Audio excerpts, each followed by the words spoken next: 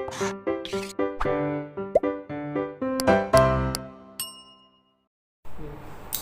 Students, blueprint digital में आपका स्वागत है। मैं आपका फिजिक्स टीचर अनुज शर्मा।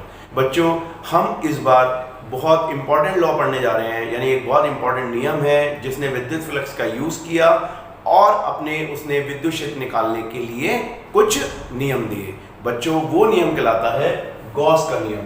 तो बच्चों, गॉस के नियम में हम क्या क्या पढ़ेंगे ये आप देख सकते हैं। तो गॉस के नियम के अनुप्रयोग, गॉस के नियम की क्या क्या एप्लीकेशन है, कैसे कैसे उसने किन किन वस्तुओं, आवेशित वस्तुओं का विद्युत क्षेत्र निकाला, वो हम देखेंगे।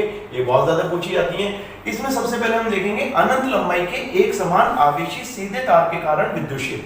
तो बच्चों, ये सारी एप्लीकेशन बहुत इंपॉर्टेंट है।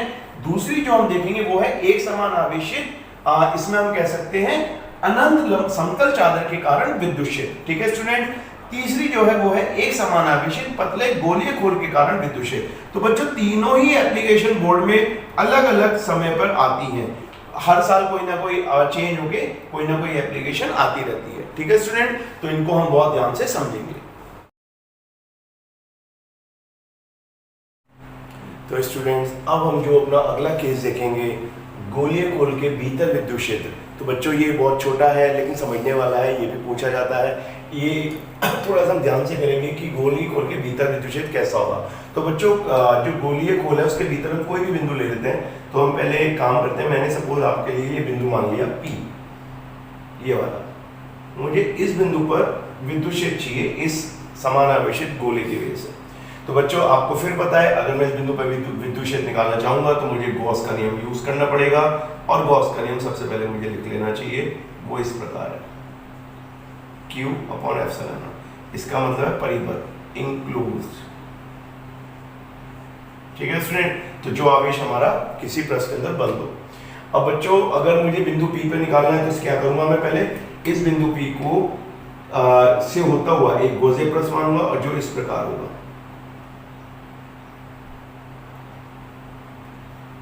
तो ये आप देख सकते हैं, इस प्रकार मैंने ये मान लिया है। ठीक है स्टूडेंट। अब आप गौर से एक बात देखो बच्चों, इसको थोड़ा सा ऐसा कर दें जिससे हमें ठीक लगे। बच्चों, एक चीज देखो, अगर यहां से इस बार मैं ये जो हमारा गोजीय पृष्ठ है इसे मैं लिख देता हूं जिससे आप कंफ्यूज ना हो। गोजीय पृष्ठ, गोजीय पृष्ठ। तो बच्चों, ये इसका जो हम त्रिज्या मान लें, इसकी R मान लें। तो बच्चों, इस बार मैं ये कह सकता हूं कि इस बार मेरे पास R less than capital R। इस तरीके से बच्चों क्वेश्चन आ जाता है कई बार कि वहां पे बताइए जहां पे जो दिया हुआ दूरी है वो कैपिटल R से कम पे है।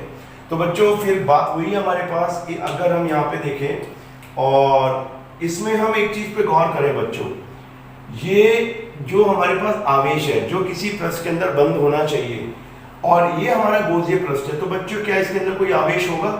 ध्यान से समझना बच्चों, सारा आवेश जो है वस्तु के पृष्ठ पर है बाहर की तरफ।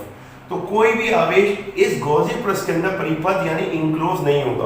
और जब तक कोई भी आवेश पृष्ठ के अंदर नहीं होता बच्चों, हम गॉस का नियम नहीं लगा सकते, क्योंकि हमें विद्युत फ्लक्स नहीं मिलेगा। विद्युत फ्लक्स तभी मिलता है जब कोई आवेश किसी पृष्ठ के अंदर परिपथ या इंक्लोज होता है। तो जो हम कह सकते हैं यहाँ पे कि Q परिपथ इज इक्वल्स टू 0। कोई भी आवेश पृष्ठ के अंदर नहीं है। अच्छा बच्चों, अगर Q 0 हो गया तो थोड़ी देर के लिए गौर करें, अगर हम एक तरीके से, तो यहाँ कितना हो गया बच्चों? Q 0, तो ये पूरी टर्म 0 हो जाएगी। बच्चों, अब थोड़ी देर के लिए देखें, अगर हम इसे खोल भी दें, E ds और cos थीटा, और ये बराबर 0 और ये इंटीग्रल है हमारे पास। ठीक है स्टूडेंट। तो गौर से एक बात देखें, थीटा अगर हम पुरानी कंडीशन के हिसाब से देखें, जो कि सिमेट्रिकल गोला है हमारे पास, गोलीय पृष्ठ, एक गोलीय पृष्ठ है, तो अगर थीटा हम 0 ही ले लें थोड़ी देर के लिए, थीटा 0, और अगर कोई और वैल्यू भी हो, थीटा 180 जा सकता है मैक्सिमम, या कम से कम 0 होगा। ठीक है। तो कुल मिला के ये तो है कि थीटा जो हमारे पास 0 डिग्री ले ले। और बच्चों, ये जो हमारे पास सरफेस इंटीग्रल है ds, ये हमारे पास 4πr² है। तो हम ये कह सकते हैं जो सरफेस इंटीग्रल ds है और जो थीटा है हमारे पास, जो थीटा का कोई cos, अगर थीटा 0 है तो cos 0 कितना होगा बच्चों? cos 0 1 होगा। तो आप थोड़ी देर के लिए देख सकते हैं कि ये b नॉट इक्वल टू 0 है और ये b नॉट इक्वल टू 0 है। तो इसका मतलब 0 कौन है? तो बच्चों हम कह सकते हैं कि E इज इक्वल टू 0 होगा। क्योंकि जो ds है वो जीरो नहीं हो सकता, 4 पाई स्क्वायर है। थीटा अगर हम जीरो मान लें तो cos जीरो कितना होगा बच्चों, 1 होगा, तो वो भी जीरो नहीं है। और अगर मैक्सिमम एंगल 180 हमें मिल जाए, मैं एक बात बोल रहा हूं, तो भी cos 180 -1 होता है, जीरो नहीं होता। तो थीटा जीरो नहीं है हमारे पास, टोटल एरिया जीरो नहीं है गॉसियन प्लस का, तो जीरो क्या होगा बच्चों, इलेक्ट्रिक फील्ड। इसका मतलब बच्चों एक बात बहुत ध्यान रखना, इस पे 1 मार्क्स के क्वेश्चन भी पूछे जाते हैं। किसी आवेशित गोलीय वस्तु के अंदर विद्युत क्षेत्र हमेशा शून्य या जीरो होता है। ये आपको बहुत ध्यान रखना है, बहुत इंपॉर्टेंट है। तो बच्चों ये गॉस के नियम की दोनों, मतलब हम कह सकते हैं थर्ड एप्लीकेशन के दोनों केस हुए, दोनों ही बहुत अच्छी तरह पूछे जाते हैं। अब मैं आपको गॉस के नियम के लिए कुछ और क्वेश्चन भी कराऊंगा जो बहुत। तो स्टूडेंट्स अब हम गॉस थ्योरम पे कुछ प्रश्न देखेंगे, और ये क्वेश्चन जो हम करेंगे बच्चों ये बोर्ड में बहुत पूछे जाते हैं और कई बार ऑब्जेक्टिव में ही बहुत आते हैं। तो बच्चों सबसे पहला प्रश्न जो मैंने आपको दिखाया है, इसमें आप देख सकते हैं कि हमें एक घन दिया हुआ है, ठीक है स्टूडेंट, और बच्चों इस घन के अंदर एक आवेश क्यों रखा हुआ है, और हमें प्रश्न किस प्रकार आएगा। प्रश्न ये है कि घन के किसी एक फलक से गुजरने वाले विद्युत फ्लक्स को बताओ यदि आवेश घन के भीतर हो। तो बच्चों इस घन के अंदर आवेश रखा हुआ है क्यों, और घन के किसी एक फलक, तो बच्चों आप देख सकते हैं घन के जो फ्लक्स होते हैं टोटल 6 फलक होंगे। 6 फलक का मतलब उसका फेस बच्चों, तो उसके जो फेस होंगे जो आपको दिखाई दे रहे हैं, एक इस तरफ होगा, एक इस तरफ होगा, 2 3 4, एक जो बाहर की तरफ होगा, ऊपर 5 और नीचे 6, टोटल 6 फलक होंगे। तो बच्चों अगर हम पूरे घन को बांध के चलें कि ये आवेश पूरी इस बाउंड्री, क्योंकि ये घन एक क्लोज बाउंड्री को शो कर रहा है, तो इस बाउंड्री के अंदर कितना फ्लक्स होगा, तो ये तो हम जानते हैं कि अब हम गॉस थ्योरम की अगर बात करें तो हम जानते हैं किसी भी क्लोज बाउंड्री के अंदर अगर कोई आवेश क्यों रखा हुआ है तो इसका जो फ्लक्स होगा बच्चों कितना होगा, Q/ε0। ये तो हम अच्छी तरह पता है, लेकिन बच्चों हमने बच्चों गॉस थ्योरम से लिखा हुआ और ये हमें पता है, क्योंकि हम जानते हैं जो नेट फ्लक्स होता है वो इसके प्रकार होता है, हम सारा गॉस थ्योरम की एप्लीकेशन पढ़ चुके हैं। अब बच्चों आप एक बात देखेंगे, इस घन के अंदर हमें एक फ्लक, किसी भी एक फ्लक के लिए चाहिए, तो इसके लिए मैं आपको सीधा सीधा एक फार्मूला देता हूं, जो हम फार्मूला कहेंगे किसी एक फ्लक, कोई भी फ्लक हो, किसी एक फ्लक से गुजरने वाला विद्युत फ्लक्स बच्चों कितना होगा, विद्युत फ्लक्स। तो बच्चों उसको मैं थोड़ी देर के लिए फाई डैश मान लेता हूं। तो इसमें मैं आपको हमेशा के लिए एक फार्मूला देना चाहता हूं जो आपको ध्यान रखना है बच्चों, अगर किसी भी वस्तु के हमें सममिति भाग दिए हुए हैं, यानी सिमेट्रिकल, जैसे इसके सारे फ्लक्स सेम होंगे घन के, और अगर टोटल 6 इसके भाग हैं, 6 फलक हैं, और कुल जो फ्लक्स है वो फाई है, तो बच्चों जितना कुल फ्लक्स होगा, अगर मैं इससे बात करूं कुल फ्लक्स जितना हो, और बच्चों उसके जितने भाग होंगे, यानी हमें अगर फ्लक्स देखने हैं, क्योंकि हमें तो फ्लक्स पे बात करनी है, हमें उसके फेस दिए हुए हैं, ये है फेस, तो उसके कितने फेस होंगे बच्चों, टोटल 6। तो हम कह सकते हैं जितने उसके नंबर ऑफ पार्ट्स होंगे जो सिमेट्रिकल होंगे, या जितने नंबर ऑफ उसके फ्लक्स होंगे, तो हम इसे n से डिवाइड कर देंगे। इसका सीधा सीधा फॉर्मूला ये हो जाता है बच्चों। तो उसमें से एक भाग का फ्लक्स हमें निकल जाएगा, ये चाहे किसी भी तरीके से क्वेश्चन हमें आए, तो हम कह सकते हैं बच्चों जो फाई डैश होगा वो कितना होगा, कुल फ्लक्स कितना होगा बच्चों, हम समीकरण 1 से देख सकते हैं, वो होगा Q/ε0, जो कि हम गॉस थ्योरम में पढ़ चुके हैं। और बच्चों इसके कुल जो फलक हैं, यानी कुल फेस है, वो है 6। तो बच्चों एक फ्लक्स का कितना हो गया, वो हो गया 1/6 Q/ε0। तो आप देख सकते हैं ये कितना इजी हो जाता है इस प्रकार, और ये बहुत एग्जाम में, कंपटीशन में बहुत पूछा जाता है। तो इस प्रकार से हम किसी भी एक फ्लक का विद्युत फ्लक्स निकाल सकते हैं। आपको बस ये वाला फॉर्मूला याद रखना है, किसी भी बॉडी के जो सिमेट्रिकल यानी सममिति भाग हैं कितने हैं, और उस बॉडी का कुल फ्लक्स कितना है, कुल फ्लक्स को उसके सब भागों से अगर डिवाइड करते हैं सममिति भाग से, तो हमारा किसी एक भाग का फ्लक्स निकल जाता है। तो बच्चों अब एक प्रश्न मैं आपको दूसरा दिखाता हूं, इसमें थोड़ा सा आपको चेंज मिलेगा, और इसमें आपको थोड़ा सा बच्चों अपना भी कल्पना करनी पड़ेगी, क्योंकि यहाँ पे हम इसको समझेंगे कि हम इसको कैसे कर रहे हैं। बच्चों अब हमें जो दिया प्रश्न है वो इस प्रकार है कि हमें इस घन से गुजरने वाला विद्युत फ्लक्स बताना है इस घन के अंदर।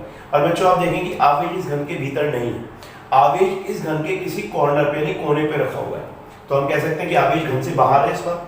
तो बच्चों अगर आप गौर से देखें कि इस बार इस घन का फ्लक्स कैसे निकालें, क्योंकि आप जानते हैं ये मैंने आपको शुरुआत में पढ़ाया था, जिन बच्चों ने मेरी पिछली क्लास पढ़ी होगी उसमें हम देख सकते हैं कि अगर कोई भी आवेश किसी बाउंड्री के बाहर रखा होता है तो उसका नेट फ्लक्स 0 होता है। तो इसको कैसे कर पाएंगे, तो बच्चों इसको करने के लिए हमें कल्पना करनी पड़ेगी। आप सोच के देखो, अगर मैं इस घन को इसके चारों तरफ तीन घन और लगा दूं, तो 3 घन लगा देंगे जो आगे की तरफ हमें दिखाई देंगे, तो टोटल 4 घन हो जाएंगे बच्चों, क्योंकि एक घन मैं साइड में रख दूंगा, एक घन मैं ऊपर रख दूंगा, एक घन मैं इसके बराबर रख दूंगा, तो जो हमें दिखाई देंगे वो 4 घन दिखाई देंगे और ये आवेश उसके केंद्र पे आ जाएगा। लेकिन पीछे की तरफ ये आवेश अभी भी खुला हुआ रहेगा, अभी बाउंड्री है। तो अगर हम पीछे 4 घन लगा दें तो इसका मतलब हमें जो चित्र प्राप्त होगा, हमें जो डायग्राम प्राप्त होगा, इस प्रकार का प्राप्त होगा। आप देखिए जो हमें दिया हुआ घन था वो ये था बच्चों, उसके कोने पे आवेश है। अगर मैं उसके साइड में घन लगा दूं, ठीक उसी प्रकार एक उसके ऊपर घन लगा दूं और एक ठीक लगा दूं, तो आपको बाहर की तरफ कितने घन दिखाई दे रहे हैं? 4, और ये आवेश उस चारों घन के केंद्र पे आ गया। बच्चों जो पीछे की चीज है जो हमें कल्पना करके समझनी, क्योंकि ये आप सामने से नहीं देख पाओगे, ठीक 4 घन अगर पीछे की तरफ लगा दे तो ये जो आवेश है ये आगे से, अगर आप देखें आगे से और पीछे से दोनों तरफ से बंद हो जाएगा। तो हम ये कह सकते हैं कि अगर हम ठीक 4 घन आगे इस प्रकार तैयार करते हैं जिसमें हमारा पहला घन भी मिला हुआ होगा और ठीक 4 घन पीछे जोड़ दें, तो हमारे पास एक बड़ा घन बनेगा जिसमें जो दिया घन है वो उसका 8वां पार्ट होगा। ये बात आपको समझ में आती है?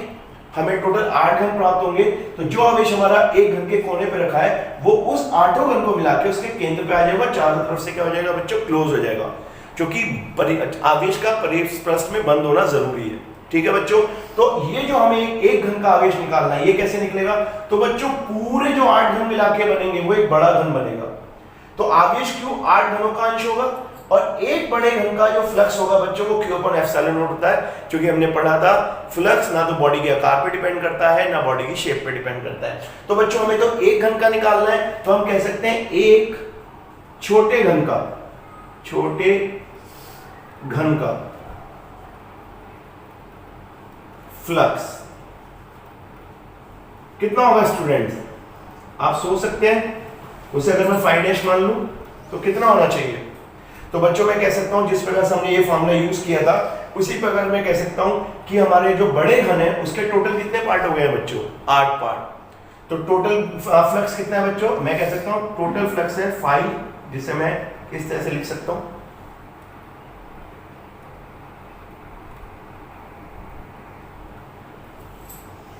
तो स्टूडेंट आप देखो कि हमें दिया फ्लक्स जो है उसका हमें विद्युत फ्लक्स निकालना है उस घन का।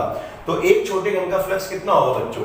छोटे घन के फ्लक्स को बच्चों अगर मैं 5' मान लूं तो आप देख सकते हैं जो फॉर्मूला मैंने पहले लगाया था कि कुल बॉडी के अगर जितने भी सिमेट्रिकल पार्ट होंगे, जितनी सममिति भाग होंगे, उससे हम डिवाइड कर दें। तो बच्चों इस बार इस बड़े घन के कितने पार्ट है? हमारे पास 8 पार्ट तैयार हो गए।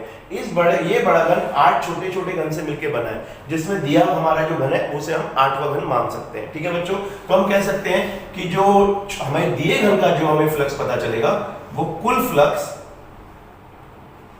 का बच्चों मैं फिर कह रहा हूं जो 8 घन मिला के हमारा बड़ा घन बना है उसकी बात कर रहे हैं। तो कुल फ्लक्स अपॉन कितना बच्चों?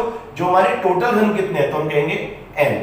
तो ये कितना हो गया बच्चों? Q/ε0, क्योंकि किसी बॉडी का फ्लक्स तो वही होता है और क्योंकि आवेश तो Q ही रहेगा इसके अंदर। और बच्चों इसके नीचे पार्ट कितने आ जाएंगे? 8, क्योंकि हमारा जो एक छोटा घन है वो 8वां पार्ट है। तो टोटल 8 घन बने हमारे लिए। तो हम कह सकते हैं एक छोटे घन का जो फ्लक्स होगा बच्चों 1/8 Q/ε0 होगा। ठीक है स्टूडेंट, तो इस प्रकार आप देख सकते हैं। तो बच्चों ये क्वेश्चन बहुत पूछे जाते हैं। अब हम एक क्वेश्चन और करेंगे। तो स्टूडेंट्स हमारे पास एक जो इस तरीके का लास्ट क्वेश्चन है वो हम इस प्रकार देखेंगे कि जब आवेश घन के एक फलक पर स्थित हो, तो बच्चों सबसे पहले घन के अंदर भीतर था, फिर घन के कोने पे था, अब घन के फलक पे स्थित है, किसी फलक पे स्थित हो सकता है। अब वो कहता है उस घन से गुजरने वाले जो विद्युत फ्लक्स है उसकी गणना करो। बच्चों का घन के फलक पे स्थित है तो घन का जो बाहर का एरिया होगा ये आवेश बाहर की तरफ से खुला हो जाएगा। अगर आप समझने की कोशिश करेंगे तो फिर ये कैसे इसका विद्युत फ्लक्स निकालें। तो इसको अगर आप कल्पना करें तो आप सोच के देखें, अगर मैं ठीक इसी प्रकार का घन एक इसके बराबर में लगा दूं तो कुछ इस प्रकार की फिगर हमें प्राप्त होगी। यानी एक घन ठीक इसके बराबर में लगा दिया और वो जो हमें बड़ा घन प्राप्त हुआ बच्चों, ये जो फलक पे स्थित आवेश था अब ये एक बड़े घन के केंद्र पे स्थित हो गया। यानी केंद्र पे लगे तो उसके बीच में स्थित हो गया और ये चारों तरफ से क्या हो गया बच्चों? बंद हो गया। और हमें बंद परिपथ के अंदर आवेश चाहिए होता है। तो बच्चों अगर मैं मानूं तो अगर आप सोच सकते हैं तो हम कह सकते हैं ये जो बड़ा घन है, एक बड़ा घन,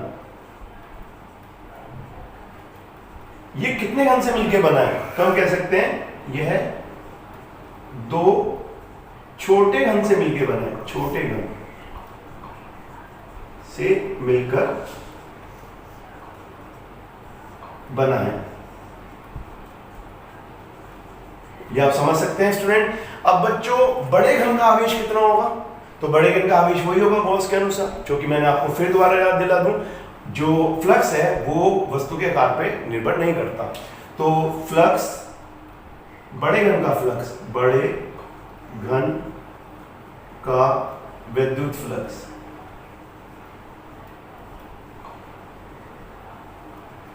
कितना होगा बच्चों, वो होगा फाई बराबर क्यू अपॉन एप्सिलॉन नॉट। ये आप समझ सकते हैं। और बच्चों ये जो आवेश है ये कितने घन का अंश होगा, तो ये 2 घन का अंश होगा, तो हम कह सकते हैं आवेश Q 2 छोटे घन का अंश होगा। तो इसका मतलब बड़े घन के कितने पार्ट है बच्चों, इस बार 2 पार्ट है, तो हम कह सकते हैं n बराबर कितने बच्चों 2। तो एक घन का जो हमें दिया घन है वो बड़े घन का एक कह सकते हैं कि आधा पार्ट हो, हम ये कह सकते हैं, क्योंकि 2 पार्ट है तो हम कह सकते हैं कि छोटे घन का, यानी एक छोटे घन का, एक छोटे घन का विद्युत फ्लक्स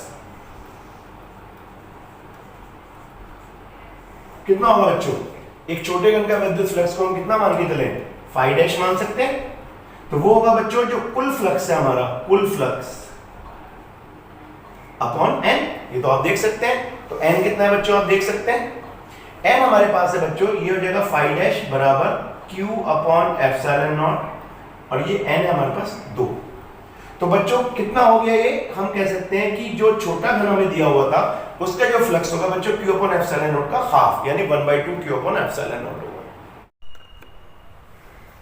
तो स्टूडेंट्स अब मैं आपको गॉस थ्योरम पे लास्ट न्यूमेरिकल दिखा रहा हूँ जो कम से कम 3 मार्क्स में आता है, और ऐसे बहुत सारे क्वेश्चन हमें मिलेंगे।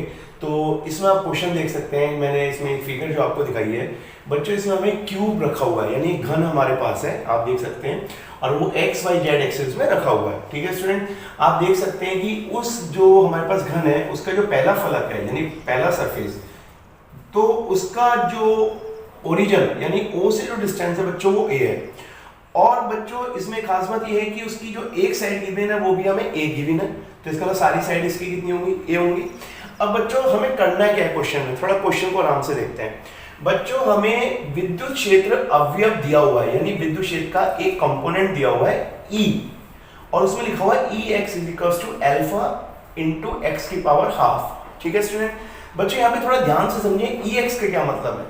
बच्चों Ex का मतलब है जो भी विद्युत क्षेत्र है बच्चों वो x एक्सिस के अलोंग है, यानी इस एक्सिस के x एक्सिस के अलोंग है।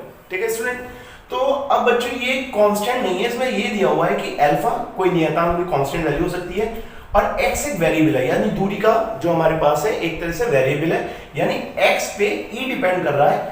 x जैसे O से पहले सरफेस की दूरी कुछ और है, O से दूसरे सरफेस की दूरी कुछ और है, यानी E x पे डिपेंड करेगा। ठीक है स्टूडेंट्स, तो अल्फा की वैल्यू में दी हुई है 800 न्यूटन पर कूलम मीटर की पावर हाफ। ठीक है स्टूडेंट, तो अल्फा कोई भी कांस्टेंट वैल्यू है, इस पे हमें थोड़ा सा दिमाग कम लगाना है, ये हमें एज इट इज रखनी है। बच्चों इसमें जो हमें बहुत काम की चीज दी हुई है वो ये दी हुई है Ey Ez = 0। इसका क्या मतलब है स्टूडेंट्स, इसका मतलब है बच्चों जो विद्युत क्षेत्र का अवयव है वाई जेड के अलोंग, यानी ये इस तरीके से वाई जेड के अलोंग, और जो जेड एक्सिस के अलोंग है ये 0 है, ना तो विद्युत क्षेत्र वाई एक्सिस में जाएगा ना विद्युत क्षेत्र जेड एक्सिस में जाएगा, इन दोनों एक्सिस में हमारे पास कोई विद्युत क्षेत्र नहीं है। अब बच्चों हमें निकालना क्या है, बच्चों हमें निकालना है घन से गुजरने वाला फ्लक्स, यानी इस घन से कितना फ्लक्स गुजर रहा होगा यदि यहाँ पे इलेक्ट्रिक फील्ड जो फ्लो हो रहा है वो इस इक्वेशन से फ्लो हो रहा है, ये वाली इक्वेशन, ये आप देख सकते हैं। ठीक है स्टूडेंट, तो बच्चों इसको करने और बच्चों एक चीज और, हमें जो ए यहाँ पे दिखाया हुआ है उसकी ए का हमें मान दिया हुआ है, ए का मान है 0.1 मीटर। बच्चों दूसरे पार्ट में हम अगर फ्लक्स निकालेंगे तो फ्लक्स है तो चार्ज की वजह से होगा, तो हमें घन के भीतर जो भी आवेश है वो भी हमें निकालना है।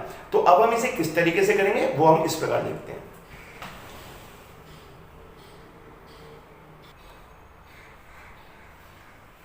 तो स्टूडेंट थोड़ा सा ध्यान से समझे इस बात को। अब मैं आपको 2 सरफेस दिखाता हूं, एक जिसपे मैं यहाँ पे इस तरह से शेड कर रहा हूं, आप इस सरफेस को देखिए थोड़ा सा, ये वाला सरफेस, और बच्चों एक ये वाला सरफेस। बच्चों इन दोनों सरफेस को अगर सबसे पहले हम देखें तो इनका जो क्षेत्रफल सदिश है किस तरफ होगा, बच्चों इसकी बात करें तो इसका क्षेत्रफल सदिश बाहर की तरफ होगा इस तरीके से ये, और बच्चों इसका जो क्षेत्रफल सदिश होगा वो ये वाला होगा, ये आप देख सकते हैं आराम से। बच्चों अगर ऊपर और नीचे के सरफेस के क्षेत्रफल सदिश देखें तो वो इस प्रकार होंगे। तो बच्चों थोड़ा सा गौर करने वाली बात यह है कि जो मैंने आपको शेडेड फलक दिखाए हैं, शेडेड सरफेस जिन पे मैंने ब्लैक शेड किया हुआ है, इनके अलावा अगर आप कोई भी फलक लेंगे, चाहे आप ऊपर और नीचे वाला लें, चाहे आप पीछे वाला लें और ये आगे वाला लें, कोई भी आप फलक लें, बच्चों इनके लिए अगर आप इलेक्ट्रिक फील्ड और एन के बीच का एंगल देखें थीटा, तो बच्चों 90 डिग्री होगा। जरा चेक करके देखो, क्योंकि इलेक्ट्रिक फील्ड एक्स एक्सिस में जा रहा है, तो बच्चों यहाँ अगर एक्स एक्सिस मिलेगा हमें, ये इस तरीके से इलेक्ट्रिक फील्ड जा रहा है बच्चों, तो कितना एंगल हुआ 90 डिग्री। बच्चों अगर यहाँ पे भी हम देखें तो इलेक्ट्रिक फील्ड किस तरह से जा रहा है, इस तरह से जा रहा है, तो एंगल कितना हुआ बच्चों 90 डिग्री, क्योंकि ये इलेक्ट्रिक फील्ड की डायरेक्शन हमें एक्स एक्सिस में दी हुई है। तो हमें साफ पता चल रहा है बच्चों कि हमारे लिए सिर्फ दो ही फलक काम के हैं। एक हमारा, अगर मैं इसे फर्स्ट मान लूं, अब मैं इसे शेडेड एरिया को हटा के यहाँ पे फर्स्ट मान लेता हूँ और इस फलक को हम सेकंड मान लेते हैं। तो बच्चों मुझे जो पूरे घन का फ्लक्स निकालना है, उसमें सिर्फ मुझे दो ही फलक काम में है, एक फर्स्ट एक सेकंड। ठीक है स्टूडेंट, तो अब इसको हम कैसे करेंगे, तो हम जानते हैं कि हमारे पास जो गॉस का नियम होता है वो किस प्रकार होता है। गॉस का नियम हम जानते हैं, गॉस नियम, गॉस नियम।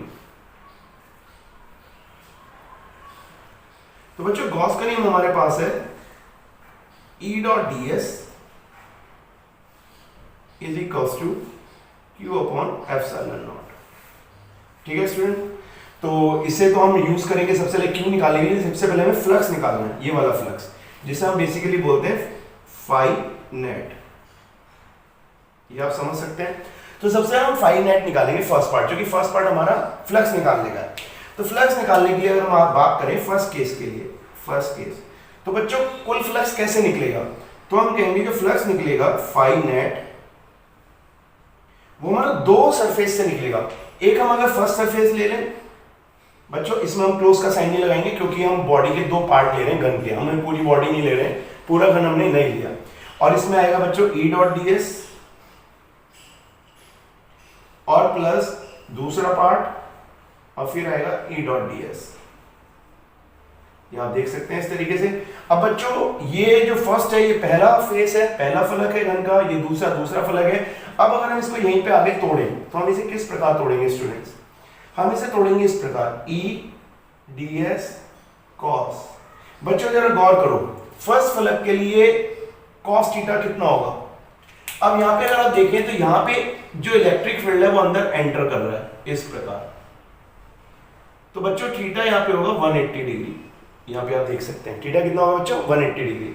तो हम यहाँ पे लिखेंगे 180 डिग्री पहले वाले फलक के लिए 180 डिग्री बच्चों, प्लस बच्चों इसी प्रकार का मैं दूसरा फलक लूं E डी एस, तो बच्चों दूसरे फलक के लिए कितना होगा, यही विद्युत क्षेत्र जब यहां से यहां जाएगा तो इस तरह से बाहर निकलेगा इस प्रकार। तो बच्चों यहाँ पे थीटा कितना होगा 0 डिग्री, तो बच्चों यहाँ पे मैं लूंगा 0 डिग्री, यहाँ पे आप देख सकते हैं कि मैं 0 डिग्री लिखूंगा, cos 0 डिग्री। ठीक है स्टूडेंट, ये इक्वेशन मेरी सेकंड हो गई। तो बच्चों इसमें आपको कोई प्रॉब्लम नहीं आनी चाहिए, हमने आराम से कर लिया है। अब बच्चों जरा इस पे दोबारा से गौर करें। बच्चों इस cos 180 कितना हो जाएगा, माइनस हो जाएगा, तो ये हो गया E डी एस, ये पहला सरफेस। बच्चों ये कितना हो जाएगा, सेकंड वाला E डी एस, और बच्चों cos 0 1 होता है हम जानते हैं। ये इक्वेशन हमारे पास कितनी होगी, सेकंड इक्वेशन।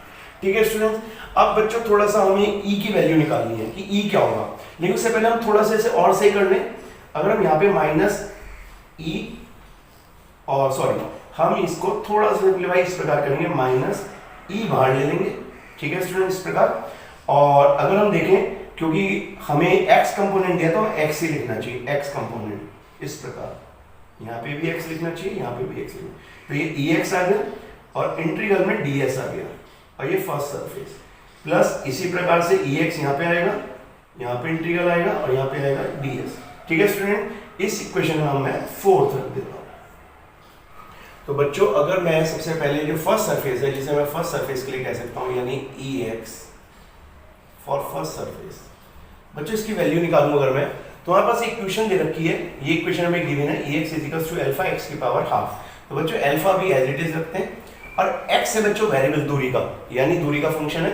तो यहाँ पे अगर x की वैल्यू है तो पहले सरफेस की जो मूल बिंदु से दूरी है वो a है, तो मैं a की पावर कितनी रख दूंगा बच्चों, हाफ। तो मेरे पास पहले सरफेस के लिए ax आ जाए। बच्चों इसी पर अगर हम यहाँ पे थोड़ा सा ये भी देख लें, पहले सरफेस का जो ds होगा यानी एरिया कितना होगा, तो उसको अभी हम देख लेते हैं बच्चों। पहले सरफेस के लिए जो ds होगा, तो बच्चों वो होगा, चूंकि ds होगा पूरे फेस का एरिया, और बच्चों एक साइड अगर है तो पूरी साइड कितनी होगी, स्क्वायर, मतलब एरिया कितना हो जाएगा a स्क्वायर, तो हम इसे कहेंगे a स्क्वायर। तो ये दोनों चीज हमारे पास हो गई फर्स्ट सरफेस के लिए। अब बच्चों दूसरे सरफेस के लिए बात करें तो दूसरे सरफेस के लिए ax कितना आएगा, दूसरे सरफेस के लिए अल्फा तो कांस्टेंट है, ये एज इट इज रहेगा। बच्चों अब x की जगह कितना रहेगा, यानी ये a है और हर साइड a है, तो ये भी a होगी। तो बच्चों दूसरे सरफेस की मूल बिंदु से दूरी होगी 2a, तो ये हो जाएगा 2a की पावर हाफ। ठीक है स्टूडेंट। इसी प्रकार अगर हम दूसरे सरफेस के लिए एरिया देखें तो दूसरे सरफेस के लिए एरिया कितना मिलेगा हमें, a स्क्वायर। तो बच्चों ये सारी वैल्यू हमारे पास आ गई है। अगर ये सारी वैल्यू हम अपनी इक्वेशन में रख दें तो हम बहुत हद तक अपने आंसर तक पहुंच जाएंगे।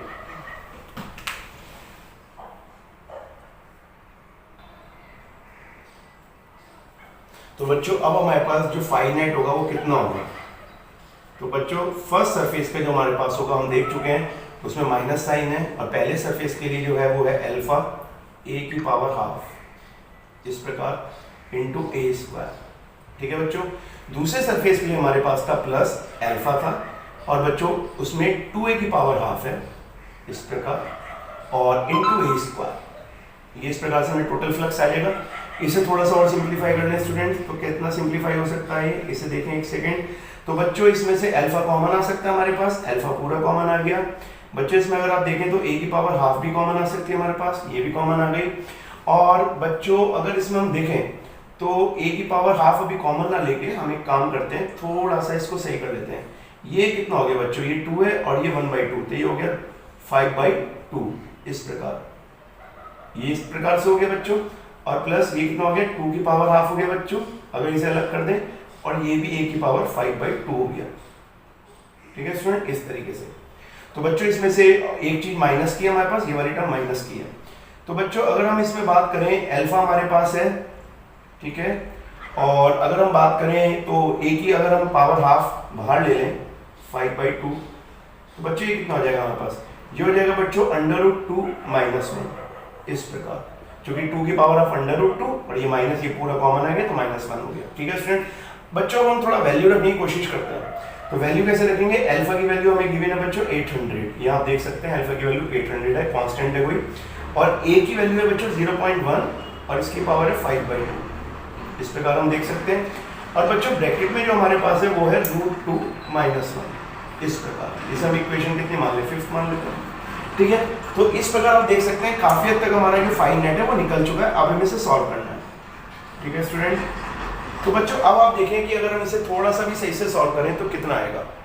तो बच्चों आप थोड़ा ध्यान से देख सकते हैं, हमारे पास कोई बहुत ज़्यादा टिपिकल टर्म्स नहीं है। 800.1 की पावर 5/2 √2 -1। बच्चों अगर हम इसे पूरा सॉल्व करें तो इसको हम आराम से सॉल्व कर सकते हैं। वैल्यू पूरी आती है 1.01, ये आती है न्यूटन। ठीक है स्टूडेंट्स, मीटर स्क्वायर पर कूलम, इस प्रकार हम ये पूरी टर्म देख सकते हैं बच्चों। तो बच्चों हमने जो यहाँ पे निकाला है, मैंने आपको क्यों सिखाया क्वेश्चन, ये बोर्ड में बहुत आता है। तो बच्चों ऐसी किसी भी फिगर में, ऐसी किसी भी वस्तु में जो हमें क्लोज बॉडी दी हुई है, उसमें कुछ फेसेस हमारे जो है इलेक्ट्रिक फील्ड से जो है उनके जो एरिया वेक्टर है 90 डिग्री का एंगल बनाते हैं, उन्हें हमें यूज नहीं करना है। जैसे इसमें हमने सिर्फ 2 ही फ्लग यानी 2 ही फेज यूज करें, फर्स्ट और सेकंड, और आराम से जो हमें वैल्यूज दी हैं उनसे हमने वैल्यू निकाल ली। ठीक है स्टूडेंट। अब बच्चों अगर हमारे पास फाई आ चुका है तो हमें आवेश निकालना है। तो फाई का हम जानते हैं बच्चों, फाई हमारे पास सीधा सीधा होता है गॉस थ्योरम से Q/ε0, ये तो हम सीधा सीधा जानते हैं। तो बच्चों फाई हमारे पास है 1.01, Q हमें चाहिए, और बच्चों ε0 की वैल्यू होती है 8.85 × 10⁻⁻12, ये तो आप जानते हैं। तो बच्चों यहाँ से अगर हम सॉल्व करें तो ये वैल्यू Q बराबर 1.05 × 8.85 × 10⁻12। बच्चों अगर इसकी हम मल्टीप्लाई करते हैं तो सीधा सीधा हमें जो वैल्यू प्राप्त होती है वो है 9.27 10⁻12 कूलम। तो बच्चों इस प्रकार हमने नेट फ्लक्स भी निकाल लिया और हमने आवेश भी निकाल लिया। बच्चों मैं आपको एक बात बताना चाहता हूँ यहाँ पे कि अब हमारा गॉस थ्योरम और उसके न्यूमेरिकल के साथ अध्याय 1 पूरा होता है। ठीक है, जितने लोग हमारी क्लास से जुड़े हुए हैं वो देख रहे होंगे कि हमारा टोटल जो कितनी क्लास है वो एनसीईआरटी पे चल रही है और एक एक लेक्चर के पास पहुंच रहा है। तो कृपया हमारे जो चैनल को लाइक कीजिए और आपके पास इसी प्रकार से बोर्ड की बहुत अच्छे अच्छे क्वेश्चन और अच्छे टॉपिक पहुंचते रहेंगे। बच्चों नेक्स्ट क्लास में हम अध्याय 2 शुरू करने वाले हैं, जिसमें हम स्थिर विद्युत विभव और धारिता के बारे में पढ़ेंगे और वो बहुत इंपॉर्टेंट है, उसे भी हम इतना ही ध्यान से पढ़ेंगे। तब तक के लिए धन्यवाद।